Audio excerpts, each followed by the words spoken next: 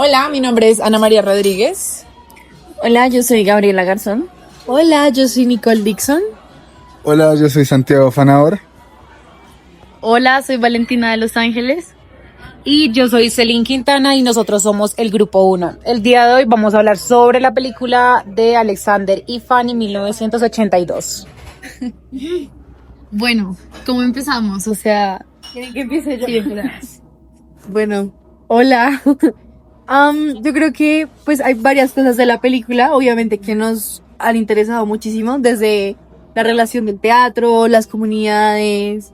A mí, para empezar, creo que lo que hablamos la anterior clase con Fabio, de la tía Lucy, la tía Lucy, pues de Brasil, que es esta mujer como, pues en mi opinión, autodidacta, que saca unas cosas, o sea, a mí me interesó muchísimo.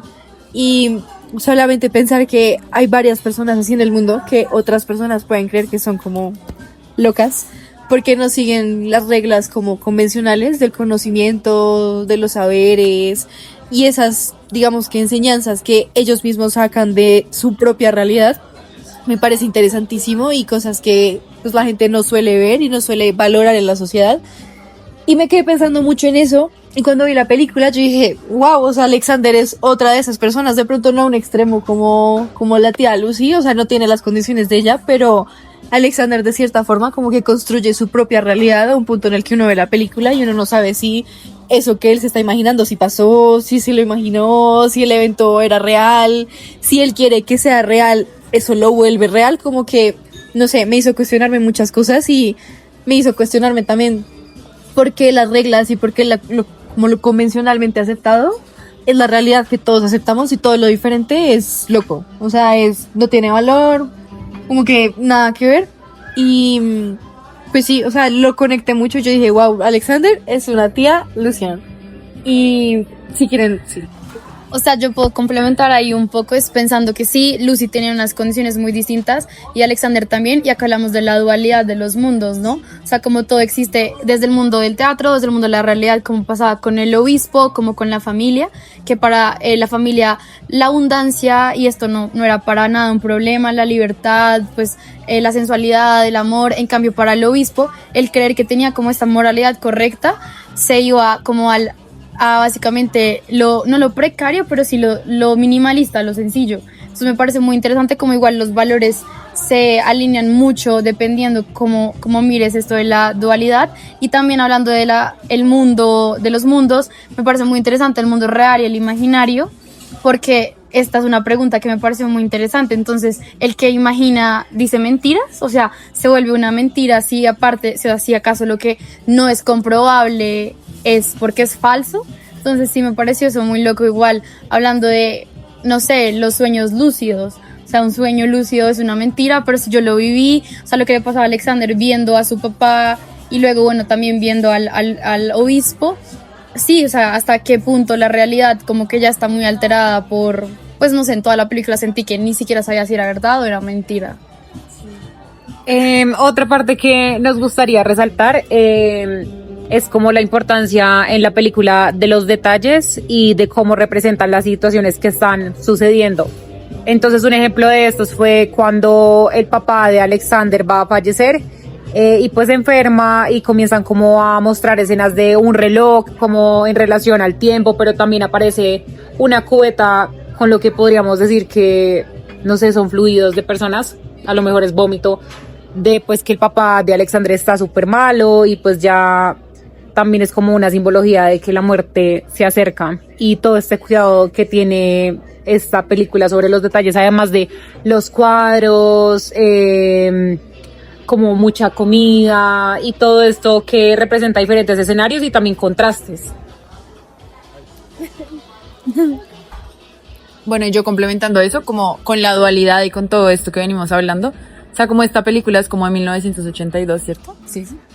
Como que todo este auge del posmodernismo y todo esto, digamos que se puede ver mucho en la película como este contraste de los lugares, como de los escenarios, como la arquitectura, el interiorismo, como era antes, como los colores eran vibrantes, digamos, en las casas como burguesas, los colores rojos, el terciopelo, y la iluminación eran candelabros y como esa dualidad con la casa del obispo y como todo era muy diferente, como que los escenarios como que ambientan un montón y como antes era más como el maximalismo y todo y que ahora digamos que no se ve tan así, como que uno puede diferenciar muy bien como estas clases por medio de cómo era por dentro las casas y las personalidades de cada uno. Y también Sí, o sea, es que sí siento que, digamos, la primera casa representa mucho como lo que era la familia, como algo muy libre, como había desorden, había caos, había, sí, como libertad, y ya la segunda casa, pues, como que representa como algo de poder, porque eran como cuartos como cerrados, pasillos largos, todo oscuro,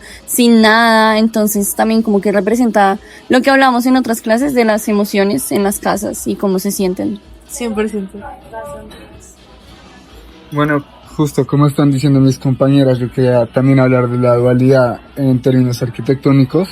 Al principio de la película vemos unos espacios muy abiertos con tonos cálidos, en donde está lleno de ruido, está lleno de comida, donde están los niños jugando, la gente conversando.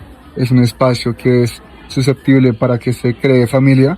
Y por el otro lado tenemos el espacio del obispo, que es un lugar más frío, los techos son más bajos, los espacios son más cerrados, en donde lo importante es la religión y el castigo. Y eso lo podemos ver en cómo se comportan principalmente Alexander y la hermana. Digamos, a mí otra cosa que me parece importante resaltar es cómo estos sentimientos de Alexander se transforman un poco negativos cuando va sintiendo pues este rencor hacia el obispo, y resalto esto que él de alguna forma predica, que es la muerte del propio obispo. Entonces ya no se sabe si esto fue una coincidencia. Y acá me gusta muchísimo el filósofo Carl Jung, no sé si lo conozcan, que él habla mucho de la sincronía. Entonces, cuando las cosas se organizan para que sucedan y cuando el destino ya no es destino, sino sencillamente pues son cosas que van mucho más allá de la razón y del poder humano, y solamente como están en ese momento de sinergia, tienen que pasar de la forma en la que tienen que pasar. Entonces acá que Alexander ya sintiera un odio y pues sintiera estas ganas de que el obispo ya no estuviera con él a partir del espacio, literalmente lo manifestó. Entonces me parece muy importante que esto también lo vimos en la película y nada, pues me parece muy chévere para cerrar. Bueno, entonces acá estamos en la parte 2 de la conversación. Yo les quería preguntar sobre dos momentos especialmente en la película. Una en la que está Alexander hablando con el papá y luego con el obispo, y la segunda en la que se están ocultando en el cofre y Isaac los ayuda a escapar. Mi pregunta acerca es, ¿creen que esto es la imaginación de Alexander o tiene algo más que ver con un mecanismo de defensa para distorsionar la realidad? Yo voy a intervenir en algo.